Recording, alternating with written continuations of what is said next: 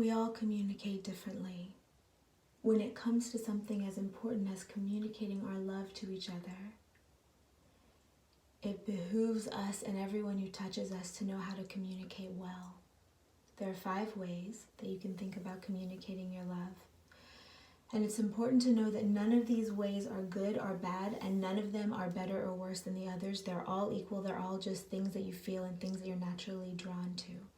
It's also important to know that it's likely that the ones that you are naturally drawn to as far as what you like to receive will be different than the ones that you're drawn to as to what you naturally give and like to give. So when it comes to loving each other, it's nice to know that the way that someone loves us may be what they need, what they want, and then it's up to us to know how we need to receive love and communicate that well. Also, if we can spot the way that people in our lives like to be loved and love them in ways that match what they like, that speak their love language to them, our love goes so much farther. So here are the 5 ways. First, acts of service. This is when you do things for each other like, here, I had your car cleaned, or I made you coffee, or I did something to make your life a little bit easier because I was thinking about you as I was going about my life. The second one is quality time. It doesn't matter what we're doing as long as we're doing it together. Let's just hang out. Let's just go do things, and what we're doing can come or go as long as we're just there with each other. Pets are great at that. Third, words of affirmation. So reassurance, encouragement. People who especially love words of affirmation, who love to hear or say how much they're loved or how much they love the people around them, they are great for pep talks, you guys. So when you're loving a words of affirmation person, know that if they're ever feeling scared or insecure or nervous, talk them up, talk them up, talk them up. And also when you want to show your love to them, talk them up, to them and also to others.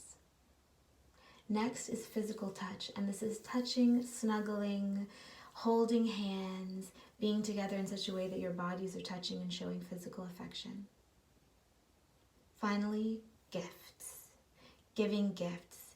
And what gifts represent is that someone took the time to think about you, to know you well enough to go through the act of doing something for you, and then they gave you a physical manifestation of what that love is.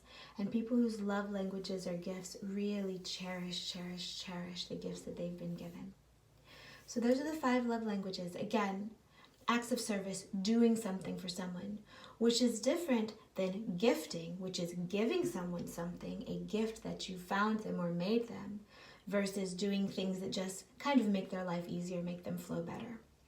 Next, quality time, just hanging out, chilling out, going for hikes, doing whatever you do, just doing it together, knowing that you're just moving through the world together and that that's the love language. Next, words of affirmation, talking to each other, talking about each other, about how great they are, how much you love them, how wonderful your life is with them in it, how they've upgraded you. Then physical touch, touching, snuggling, laying together, feeling each other. Sex may or may not be included there. It can actually fall into some of the others, but physical touch is mostly talking about just affectionate touch, loving touch. Finally, gifts. Planning, looking, getting something, finding it, giving it to your partner as a gift to be a token of what you love. So think about these. See which ones correspond with you. See which ones you just naturally respond to the most. Think about times where you felt very loved and back engineer it to see what was going on at the time. And also think about the people that you love, especially with Valentine's Day coming up. Think about the people around who you want to show love for. How are you going to show it so that they can feel it? All of this information, by the way, I got from the book called The 5 Love Languages, which is easy to find. You can find it on any library and any online search. And I've used this info for years and years and years, and I found it to be very, very true. Also, it's important to know that your love languages may shift a little bit in your relationships depending on what your relationship culture is like. Sending you guys lots of love and reminding you that the most important love is the love you feel yourself, making sure you're loving yourself well, you understand yourself well, and you're treating yourself well so that no matter what kind of love surrounds you coming from others, you're always a full cup from within. Sending you so much love and so many blessings for the upcoming springtime. Bye.